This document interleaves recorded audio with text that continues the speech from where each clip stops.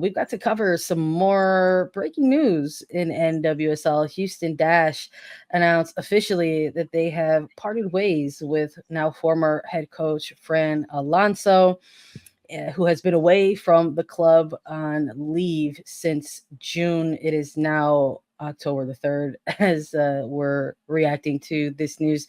The announcement came yesterday and is now part of really a long list of coaches that have departed from the franchise, whether it's been through mutual ways or terminations, some combination of head coaching responsibilities and interim responsibilities as well.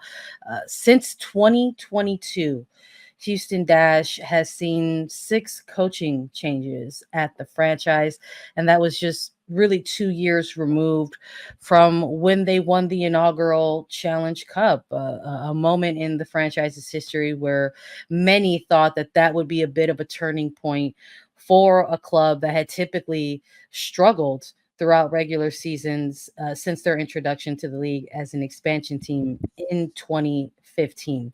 So there's a layer here of instability and a lot of question marks around the franchise at this moment, because that is a lot of coaches to go through in such a short period of time. So let's talk about it. What's going on with Houston? Kupo, your reactions to this incredibly disturbing kind of timeline of events for Houston? Yeah, there's been a consistent up and down, if there's been consistent anything over at Houston Dash. This unrest and unsettled and not the proper conditions for any player to really thrive in.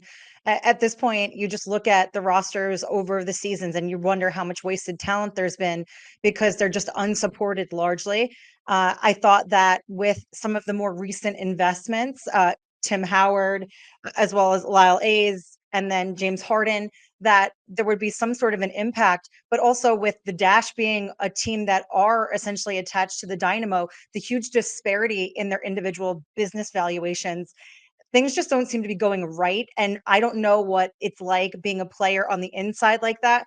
I think maybe like Darian, if you've lived in those conditions and sort of been expected to rise to the occasion while feeling largely unsupported, what that's actually like has got to be very just self-defeating. The issue is that when there's chaos going on in the front office on the business side, that is so beyond your control as a player. And us all being women right here on in studio right now, we know what it's like. You have to put your head down, you grind through it, you show up to do your best every day. When you don't even have a head coach that is stable, now your job, your day-to-day showing up, how you can perform with confidence on the weekend to actually show your skills and everything you've worked your entire life up to get into this professional point is unstable for yourself.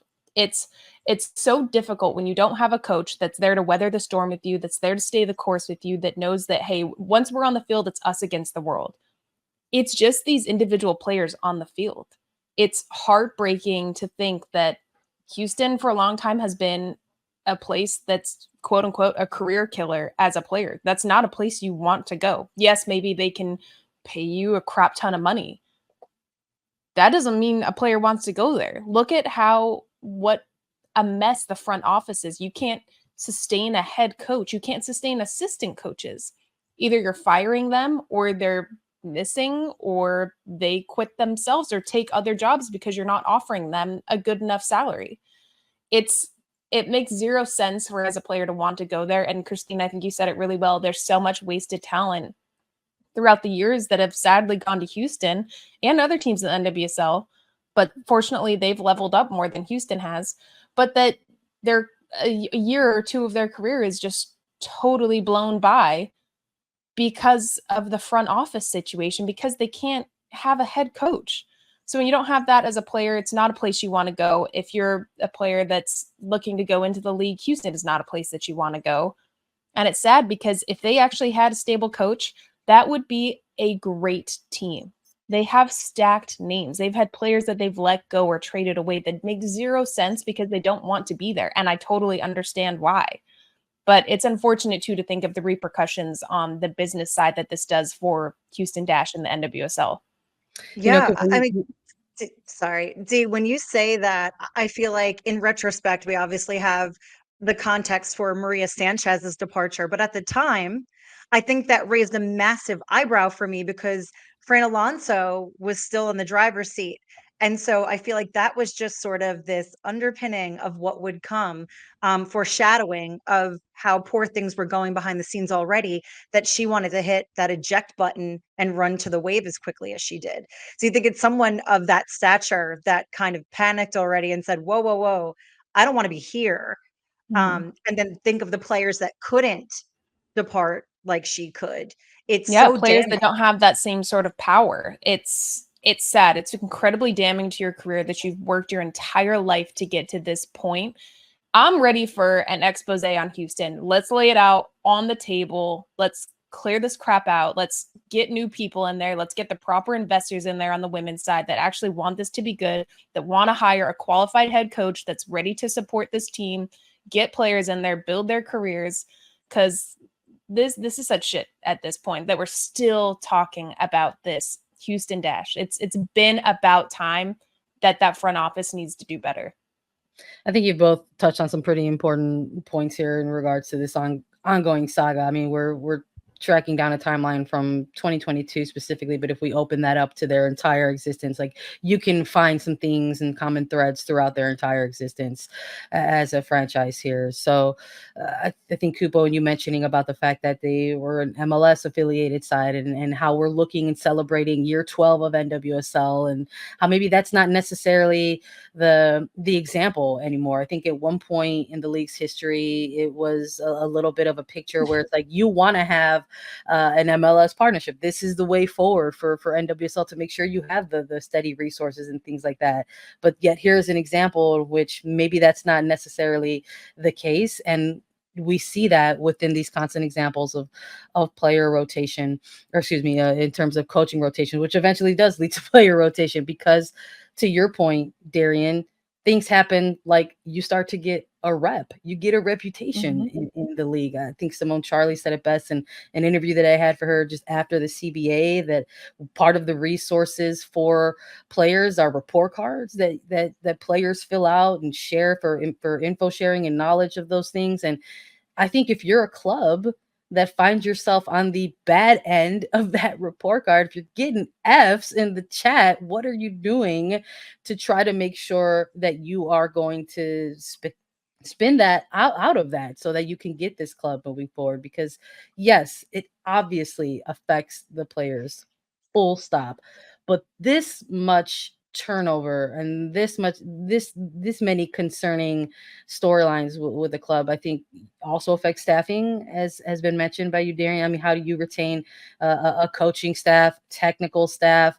I mean, really, front office folks. I mean, when you're even from the social media people who have to deal with that and see that on a daily basis, their mental health. It's like all of these layers, and we hear so much about building things, and maybe you start at a grassroots level, but I think for here, when it comes to a franchise, Darian, it's like, no, things maybe have to start at the top. What are those next steps for Houston? Is it just as simple as saying like, get a GM, get a coach? No, it's not that simple.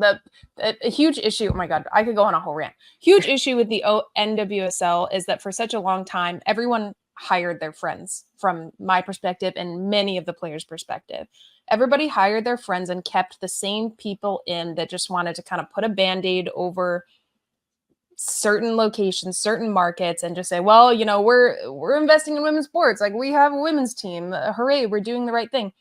No, it's a good business decision to invest in women's sports and to have a team. And lucky freaking you have one attached to the Houston Dynamo. So now it's a point where let's get equal investment into facilities, into the fields, into acquiring. Now we're hiring a proper GM that sees a 10-year, 20 or 30-year vision for this team and for this club. And then bring on a coach that's also invested and can see, here's with what I'm going to work with what I have right now. And this is how we're going to build this team. This is our style of play.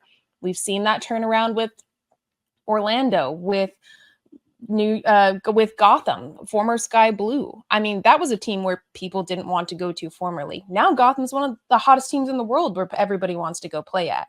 It's been about time that Houston needs to get proper investment, hire proper people, and start building. It's been they've had way too much grace in a prime location attached to a men's team to not be better.